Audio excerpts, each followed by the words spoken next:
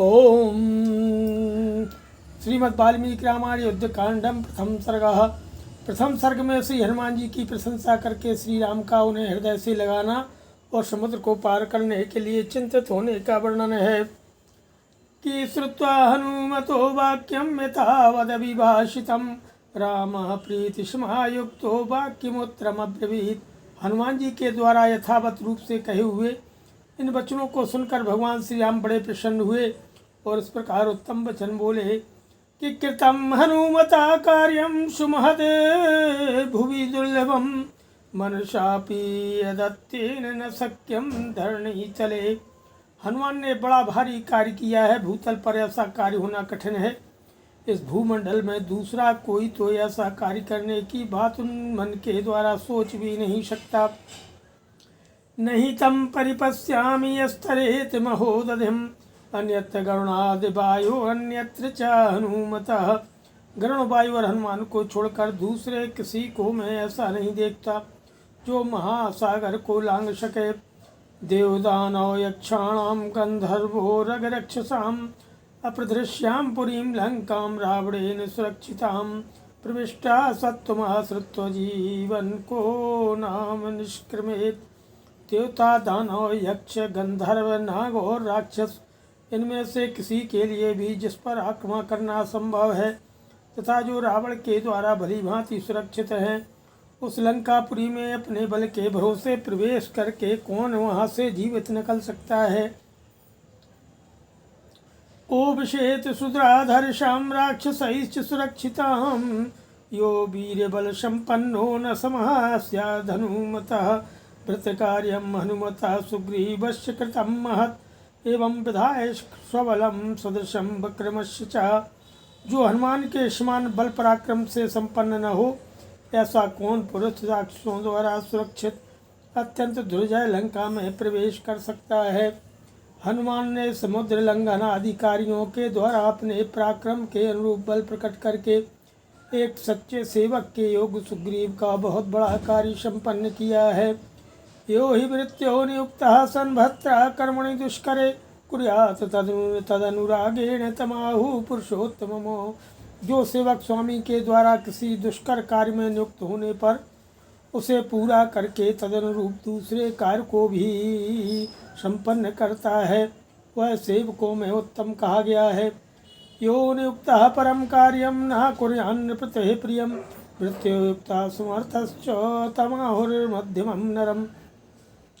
जो एक कार्य में नियुक्त होकर योग्यता और सामर्थ्य होने पर भी स्वामी के दूसरे प्रिय कार्य को नहीं करता, स्वामी ने जितना कहा है उतना ही करके लौटाता है, वह मध्यम श्रेणी का बताया गया है।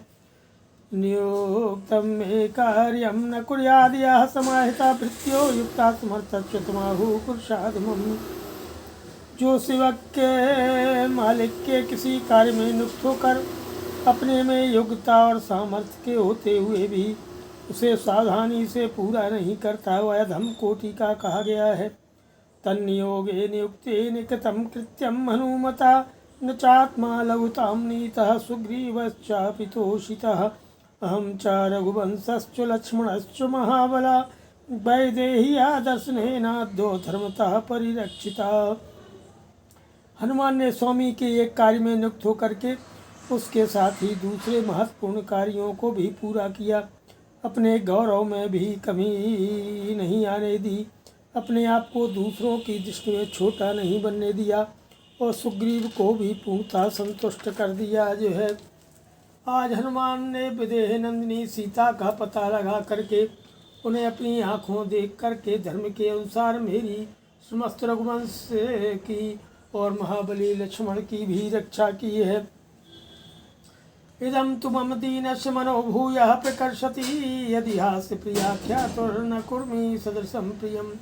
आज मेरे पास पुरस्कार देने योग्य वस्तु का अभाव है। यह बात मेरे मन में बड़ी कसक पैदा कर रही है कि हाँ, जिसने मुझे ऐसा प्रिय संवाद सुनाया उसका मैं कोई वैसा ही प्रिय कार्य नहीं कर पा रहा हूँ। एक सर्वस्व भूतस्तु परिष्वंगो हनुमतः मया कालिमं प्राप्य दत्तस्तस्य महात्मनः। इन महात्मा हनुमान को मैं केवल अपना प्रगाढ़ आलिंगन प्रदान करता हूँ, क्योंकि यही मेरा सर्वस्व है। इति उक्ता प्रीतिदृष्टांगो रामस्तं परिखस्वजे हनुमन्तं कृतात्मानं कृतकार्यमुपागतं ध्यात्वा पुनरुचारुवाचेदं वचनं रघुसत्तमः हरिणामीश्वरस्यापि सुग्रीवस्योपसृण्वतः। ऐसा कहते कहते रघुनाथ जी के अंग प्रत्यंग प्रेम से पुलकित हो गए और उन्होंने अपनी आज्ञा के पालन में सफलता पा करके लौटे हुए पवित्र आत्मा हनुमान जी को हृदय से लगा लिया। फिर थोड़ी देर तक विचार करके रघुवंश शिरोमणि श्री राम ने वानर राज सुग्रीव को सुनाकर यह बात कही कि सवर्ता सुकृतम तावत् सीतायाः परिमार्गणं सागरम तु समाशाद पुनर्नष्टम मनो ममो। अरे बंधुओं, सीता की खोज का काम तो सुचारू रूप से संपन्न हो गया, किंतु समुद्र तक की दुस्तरता का विचार करके मेरे मन का उत्साह फिर नष्ट हो गया है। कथम नाम समुद्रस्य दुष्पारस्य महांशः हरियो दक्षिणम पारम गमिष्यन्ति समागतः। महान जलराज से परिपूर्ण समुद्र को पार करना है तो बड़ा ही कठिन काम है। यहाँ एकत्र हुए ये वानर समुद्र के दक्षिण तट पर कैसे पहुँचेंगे। यद्यपेकितु वृत्तान्तो वैदेह्या गदितो मम समुद्र पार गमने हरिराम किमीवोत्तरम्। इत्युक्ता शोक संभ्रांतो रामः शत्रुनिवारणा हनुमन्तं महाबाहुस्ततो ध्यानमुपागमतो। मेरी सीता जी ने भी यह संदेह उठाया था, जिसका वृत्तांत अभी अभी मुझसे कहा गया है कि इन वानरों के समुद्र के पार जाने के विषय में जो प्रश्न खड़ा हुआ है उसका वास्तविक उत्तर क्या है। हनुमान जी से ऐसा कह करके शत्रुसूदन महाबाहु श्री राम शोकाकुल होकर बड़ी चिंता में पड़ गए। अथ द्वितीय सर्गः तम तु शोक परिद्यूनं रामं तस्तात्मजम् उवाच वचनम श्रीमान सुग्रीवः शोकनाशनम्। इस प्रकार शोक से संतप्त हुए दशरथ नंदन श्री राम से सुग्रीव ने उनके शोक का निवारण करने वाली बात कही कि किंतु या तप्यते वीरथान्यः प्राकृतस्तथा मैवं भूस्त्यजे संतापं कृतघ्नयो स्वहृदं संतापस्य च ते स्थानं नहि पश्यामि राघवो प्रवृत्तावुपलब्धायां ज्ञाते च निलैर्पुः। वीरवर, आप दूसरे साधारण मनुष्यों की भांति क्यों संताप कर रहे हैं। आप इस तरह चिंतित न हो। जैसे कृतघ्न पुरुष सौहार्द को त्याग देता है, उसी तरह आप भी इस संताप को छोड़ दें। हे रघुनंदन, जब सीता का समाचार मिल गया और शत्रु के निवास स्थान का पता लग गया, तब मुझे आपके इस दुख और चिंता का कोई कारण नहीं दिखाई देता। मतिमान शास्त्रविद प्राज्ञः पंडितश्चासि राघवो त्यजे मां प्राकृतं बुद्धिं कृतात्मेवार्थदूषणीं समुद्रं लङ्घयित्वा तु महान् कृशमाकुलं लङ्कामारोहयिष्यामो हनिष्यामस्य ते रिपुम्। हे रकुलभूषण, आप बुद्धिमान शास्त्रों के ज्ञाता विचार कुशल और पंडित हैं, अतः कृतात्मा पुरुष की भांति इस अर्थदूषक प्राकृत बुद्धि का परित्याग कर दीजिए। बड़े बड़े नाकों से भरे हुए समुद्र को लांघ कर हम लोग लंका पर चढ़ाई करेंगे और आपके शत्रु को नष्ट कर डालेंगे। निरुत्साहस्य दीनस्य शोक पर्याकुलात्मनः सर्वार्था व्यवशीदन्ति व्यसनं चाधिगच्छति। जो पुरुष उत्साह शून्य, दीन और मन ही मन सुख से व्याकुल रहता है, उसके सारे काम बिगड़ जाते हैं और वह सब बड़ी विपत्ति में पड़ जाता है। इमे शूरा समरेथाश्च सर्वतो हरियूतपा तत्प्रियार्थं कृतोत्साह प्रवेष्टुमपि पावकम् एकां हर्षेण जानामि तर्कश्चापि दृढ़ो मम। ये वानर उत्पत्ति सब प्रकार से समर्थ एवं शूरवीर हैं। आपका प्रिय करने के लिए इनके मन में बड़ा उत्साह है। ये आपके लिए जल्दी आग में भी प्रवेश कर सकते हैं। समुद्र को लांघने और रावण को मारने का प्रसंग चलने पर इनका मोह प्रसन्नता से खिल जाता है। इनके इस हर्ष और उत्साह से ही मैं इस बात को जानता हूँ तथा इस विषय में मेरा अपना तर्क भी सुदृढ़ है। विक्रमेण समाने से सीतां हत्वा यथा रिपुं रावणं पापकर्माणं तथा स्वं त्वं कर्तुमर्हसि। आप ऐसा कीजिए जिससे हम लोग पराक्रम पूर्वक जो है अपने शत्रु पापाचारी रावण का वध करके सीता को यहाँ ले आवे। सेतुरत्र यथा यद्बद्धेद यथा पश्येम तां पुरीं तस्य राक्षस राजस्व तथा तुम कुरु राघवो। हे रघुनंदन, आप ऐसा कोई उपाय कीजिए जिससे समुद्र पर सेतु बन सके और हम उस राक्षस राज की लंकापुरी को देख सकें। दृष्ट्वा तां ही पुरीं लंकां त्रिकूटशिखरे स्थितां हतं च रावणं युद्धो दर्शनादवधारयो। त्रिकूट पर्वत के शिखर पर बसी हुई लंकापुरी एक बार देख जाए तो आप यह निश्चित समझिए कि युद्ध में रावण दिखाई दिया और मारा गया। अबध्वा सागरे से तुम घोरे चावरुणालये लंका नामृतुम शक्या सेन्द्रैरपि सुरासुरैः सेतुबन्धा समुद्रे चायावद् लंका समीपतः सर्वं तीर्णं च मे सैन्यं जितमित्युपधारयो। इमे हि समरे वीरा हरयः कामरूपिणाम्। वरुण के निवासभूत घोर समुद्र पर पुल बांधे बिना तो इंद्र सहित संपूर्ण देवता और असुर भी लंका को पददलित नहीं कर सकते। अतः जब लंका के निकट तक समुद्र पर पुल बन जाएगा तो हमारी सेना से सारी सेना उस पार चली जाएगी। फिर तो आप यही समझिए कि अपनी जीत हो गई, क्योंकि इच्छानुसार रूप धारण करने वाले वानर युद्ध में बड़ी वीरता दिखाने वाले हैं। तदलं विक्लवां बुद्धिं राजन् सर्वार्थनाशिनीं पुरुषस्ति हि लोकेऽस्मिन् शोका शौर्यापकर्षणः।